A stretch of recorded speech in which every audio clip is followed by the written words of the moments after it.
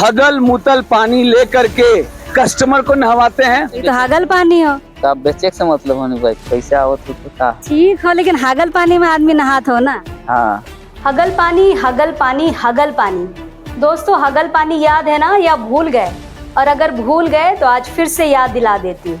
Wild वादी water park वाली हमारी स्टोरी देखने के बाद आपने इस वाटर पार्क का नाम हगल वाटर पार्क रखा था, और इस वाटर पार्क की चर्चा विधानसभा के मानसून सत्र में भी हुई है। दोस्तों, गंदा पानी वाटर पार्क में डालने का आरोप ग्रामीण पहले से ही लगाते आ रहे हैं, लेकिन इस पानी वाले मसले से पहले आदिवासियों की सरना की जमीन और मुसलमानों के कब्रिस्तान की जमीन हड़पने का आरोप पहले भी ग्रामीण वाटर पार्क के संचालक शैलेंद्र कुमार जायसवाल पर लगा चुके हैं।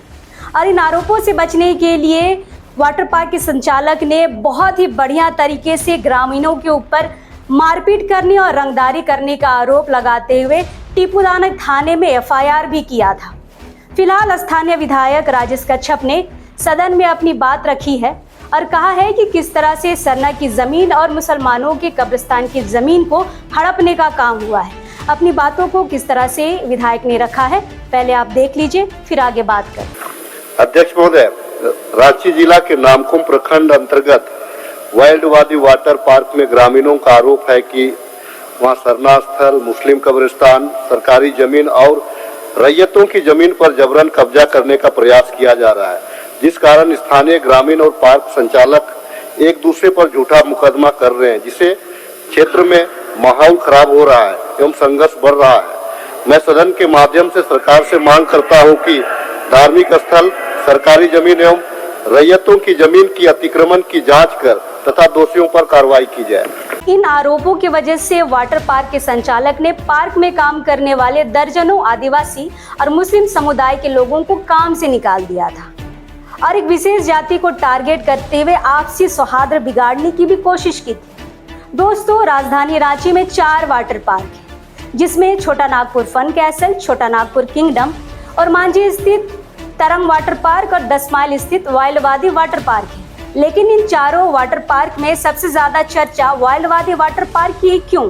तो सबसे ज्यादा चर्चा इसलिए क्योंकि वाइल्ड वादी वाटर पार्क की नींव पर ही गांव वालों ने शुरू से सवाल खड़े किए हैं। सबसे पहला सवाल तो यह कि बिना ग्राम सभा की अनुमति के गांव में इतना बड़ा निर्माण कैसे हो गया।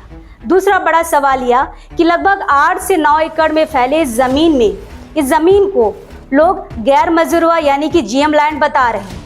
और तीसरा बड़ा सवाल यह कि अगर यह जीएम लैंड है तो इस जमीन की रजिस्ट्री कैसे हो गई। और चौथा सबसे बड़ा सवाल यह खड़ा होता है कि पार्क के अंदर जो सबसे बड़ा स्विमिंग पूल है उसमें केस चल रहा है। हजाम गांव की ही 3 बहनों ने, जिनका नाम देवकी देवी है, कौशल्या देवी और सरस्वती देवी ने शुरू से ही केस किया है, जो केस अभी तक चल रहा है जमीन हड़पने का। मानसून सत्र में स्थानीय विधायक राजेश कच्छप ने इस पर आवाज उठाई है। सरना की जमीन को हड़पने और कब्रिस्तान की जमीन को जबरदस्ती हड़पने का आरोप संचालक पर यानी कि वाटर पार्क पर लगाया है। फिलहाल देखने वाली बात यह रहेगी कि आदिवासियों की सरकार में सरना की जमीन और कब्रिस्तान की जमीन कितनी बच पाती है। शुरू से यह पार्क सवाल के घेरे में रहा है, लेकिन अभी तक किसी नेता मंत्री ने एक बाइट इस पर नहीं दिया था, इस पर एक चर्चा नहीं हुई थी। लेकिन स्थानीय विधायक ने बहुत ही मजबूती के साथ मानसून सत्र में इस पर अपनी बात रखी है और अब देखना यह होगा कि इस बात को सुनकर झारखंड सरकार कितनी एक्टिव होती है और जांच की प्रक्रिया क्या इसमें लाती है, या इसी तरह से सदन में चर्चा को सुन के अनसुना कर दिया जाएगा। फिलहाल इस वीडियो पर आपकी क्या राय है? और इस वाटर पार्क से संबंधित बहुत सारे दोस्तों ऐसे वीडियो हैं जो अभी भी आपको देखना बाकी है।